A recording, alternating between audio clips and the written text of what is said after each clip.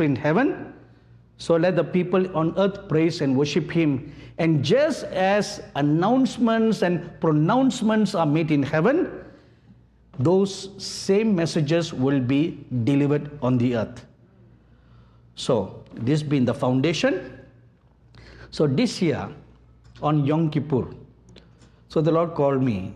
Now the Lord didn't need to call me. No, it has become a pattern in my life. So on Rosh Hashanah and on Yom Kippur, I just designate them as days of fasting and seeking, waiting on the Lord. But I don't want to make a doctrine out of it and tell anyone. This is my personal practice.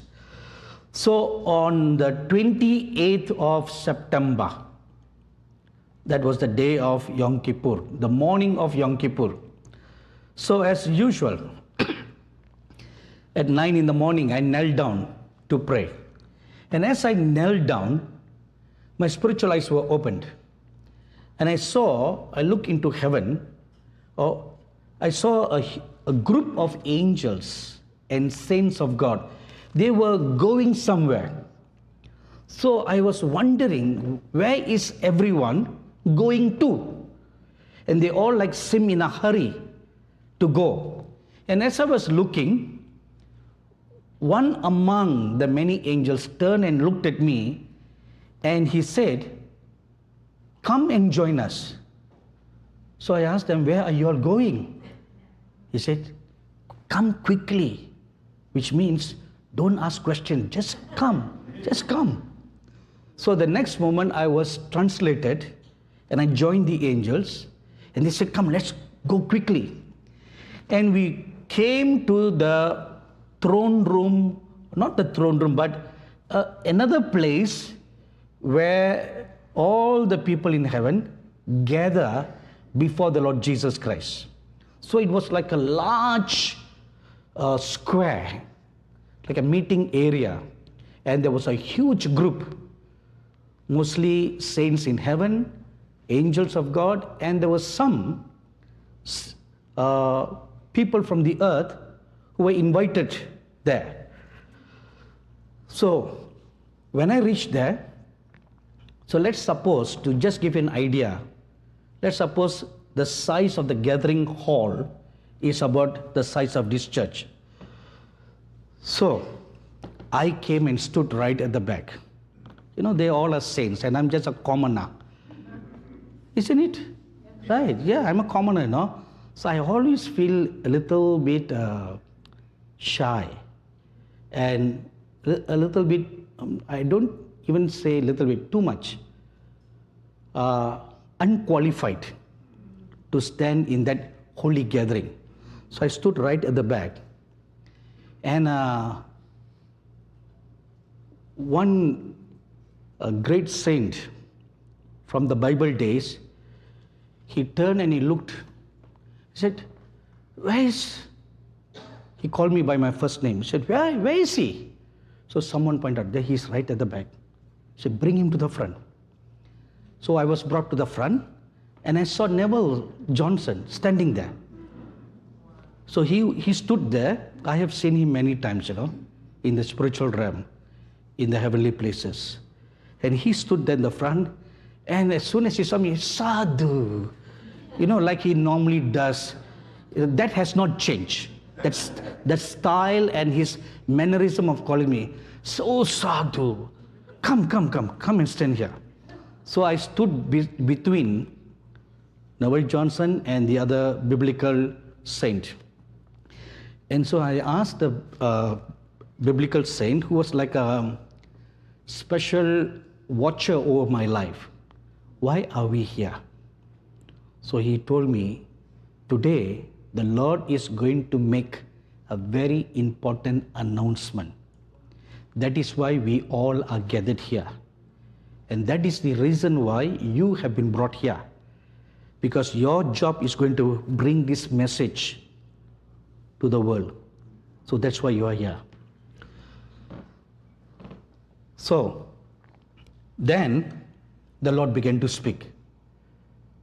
First he spoke generally, and then he looked specifically at me and he said, now this is what you must bring to the nations. And saying that, he said, before you give the word, you must show them one thing and place it on the pulpit, and then you give this word.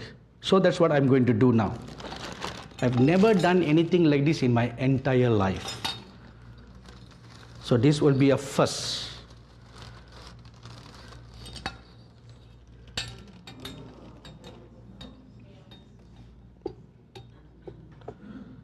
All of you know what is this, right? Is this good sign or bad sign?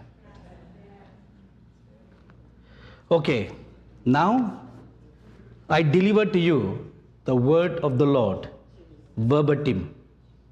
I'm not going to add one word more. I'm not going to one word subtract. I'm going to read to you as how the Lord spoke to me. The nations are weighed in the balances and found wanting. That's the first word. You read this in Daniel chapter 5, verses 25 to 28. And this is the inscription that was written. So what happens here is, if you may remember this passage in the book of Daniel, King Belshazzar had threw a great party for his nobles, his wives and everybody. And as they were drinking from the holy vessels from the Jerusalem temple, the hand of the Lord appeared and began to write on the wall. Do you remember that incident? Okay, that is what is, that's the passage I'm reading from. So the hand wrote 4 words. Okay, so now we'll continue from the scriptures. Daniel chapter 5, verses 25 to 28. And this is the inscription that was written, Mene, Mene, Tekel, Upasin. And this is the interpretation of each word. Mene, God has numbered your kingdom and finished it. Tekel, you have been weighed in the balance and found wanting. And Perez, your kingdom has been divided and given to the Medes and the Persians. So this is a passage of scripture that we find in the book of Daniel.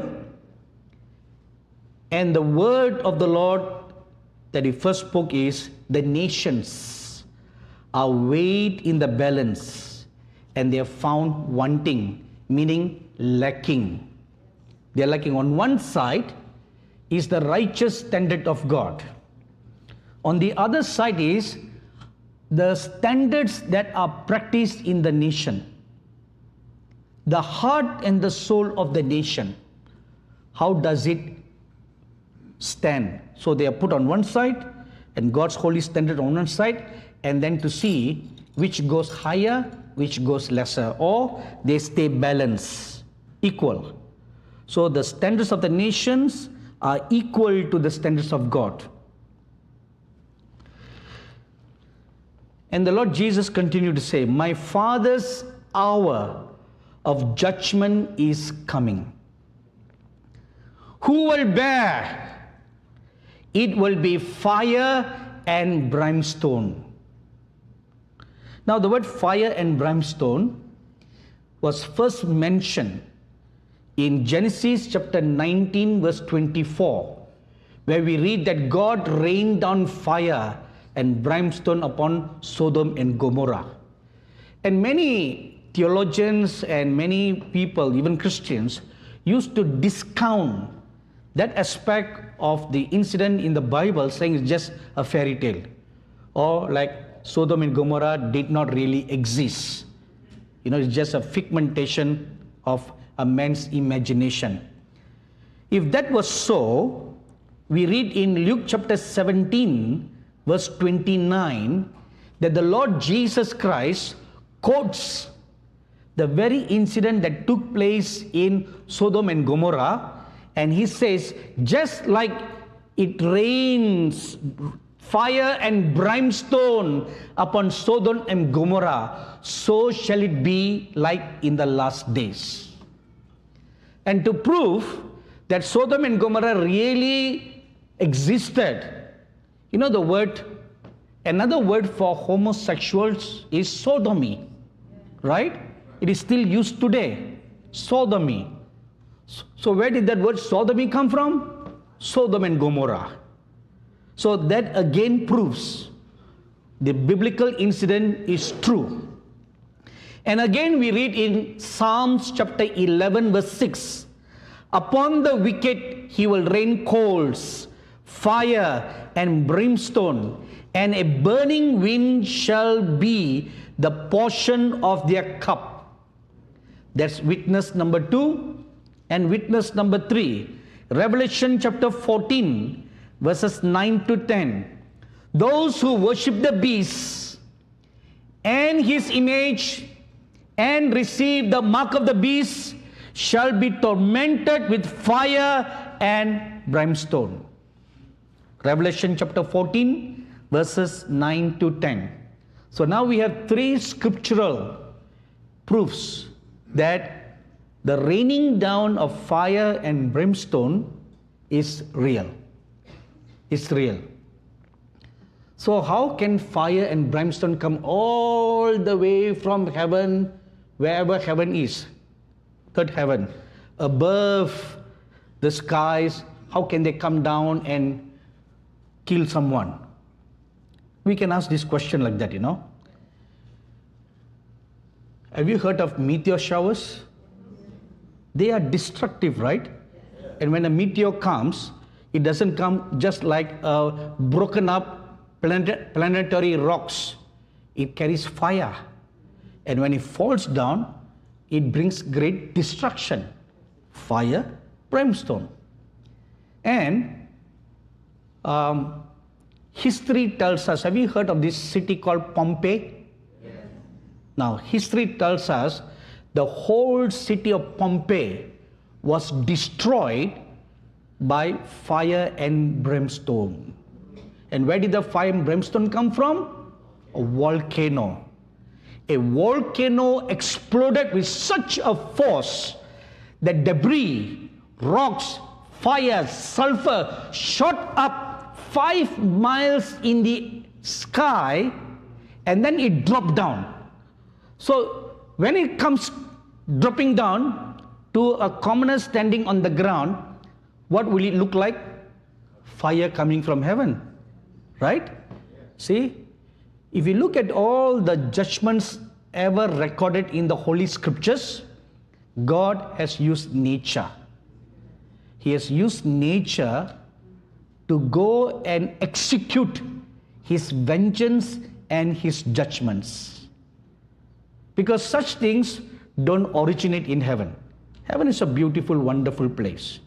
So the hell and the lake of fire are created not for the people of God. It's for the devil and the wicked one. So such things don't exist in heaven. They exist in a different realm. So when the Lord spoke this, all the saints that were gathered there, they lifted up their voice at the same time and they said, "O Lord, your judgments are right. The nations are turned against you, and your laws, they have devised wicked ways against your kingdom and your children. Their thoughts are wicked." You know, recently, I conducted an online study on the book of Revelation. And all my life, I've read the book of Revelation many times. But during this study, when I had to do a verse-by-verse exposition, then I cannot just take one passage here, another passage there to teach on or preach on.